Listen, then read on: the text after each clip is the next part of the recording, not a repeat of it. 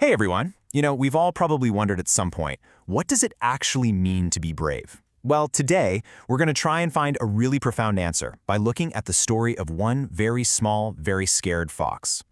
So let's just start with the big question right out of the gate. Is being brave all about being fearless? Having absolutely no fear, no doubt, no butterflies in your stomach when things get tough? It's a pretty common idea, right? But I think we're about to see it a little differently. And to help us do that, we're going to follow a little fox named Finn. Now, Finn lives in this peaceful little forest, and he's a clever little guy, but brave? That's not how he sees himself at all. Honestly, he'd much rather stay tucked away in his cozy den, far away from anything that looks remotely scary. And that gets us to our first big idea here, this myth of fearlessness that Finn totally buys into. He has this really specific and, frankly, kind of intimidating picture in his head of what courage is supposed to look like. Yeah, you can see the problem right here. On one side, you've got his idea of bravery, the big bears, the strong beavers. And on the other side, well, there's him. Small, scared. And this is the real source of his anxiety.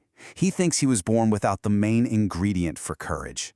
But, of course, life has a way of not letting you hide forever. And for Finn, a real challenge shows up. A huge storm is on its way. The wise old owl, Olivia, she warns everybody they need to get ready for some serious wind and a river that's about to flood. For Finn, this is way more than a weather forecast. It's a pop quiz he feels completely unprepared to take.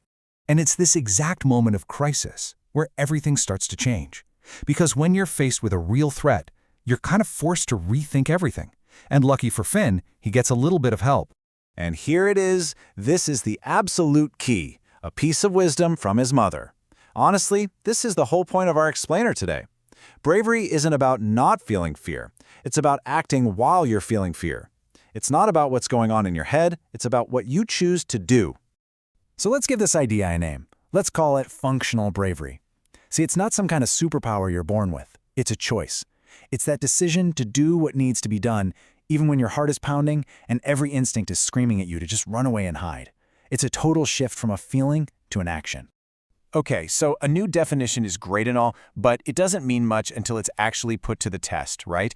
And for Finn, that test is about to happen at the most dangerous spot in the whole forest, the now raging river. While he's out trying to secure his den, Finn spots a family of ducks, and they're completely trapped by the floodwaters. They are in serious trouble, and Finn's first gut reaction, you guessed it, just pure, absolute fear.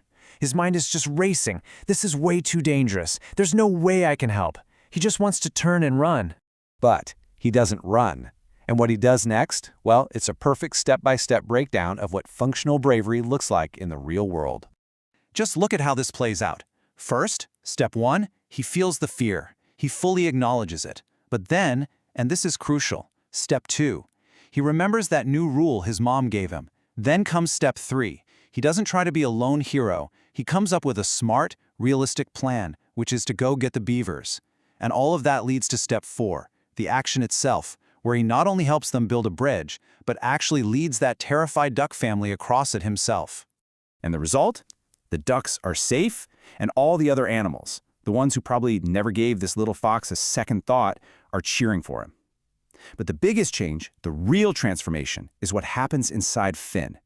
He has this light bulb moment. He finally gets it. He was scared the entire time. The bravery wasn't in feeling fearless, it was in what he did, even with all that fear. So, what does this whole story about a little fox and a big storm actually tell us about ourselves? Well, it tells us that this capacity for real courage isn't something saved for just a few special people. So let's just boil down the lessons here. 1, and this is the big one, bravery is acting despite fear. 2, your size or strength has nothing to do with how courageous you can be. 3, needing to help someone else can be an incredibly powerful motivator.